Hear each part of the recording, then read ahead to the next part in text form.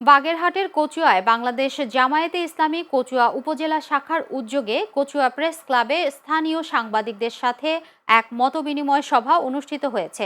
Kachua press ক্লাবের সভাপতি জনাব শহীদুল ইসলাম খোকনের সভাপতিত্বে সভায় প্রধান অতিথি হিসেবে উপস্থিত ছিলেন বাগেরহাট ২ আসনের সংসদ সদস্য প্রার্থী ও জামায়াত মনোনীত নেতা শেখ মঞ্জুরুল হক রাহাত। বক্তব্যে তিনি বলেন, সমাজ ও রাষ্ট্রের টেকসই উন্নয়নে সাংবাদিকদের ভূমিকা অপরিসীম।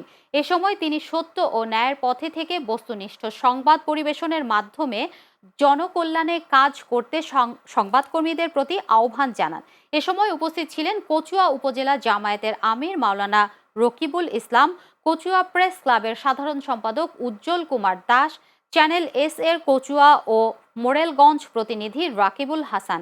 এছাড়া স্থানীয় প্রিন্ট ও ইলেকট্রনিক মিডিয়ার সংবাদকর্মীরা এই মতবিনিময়ে অংশ নেন।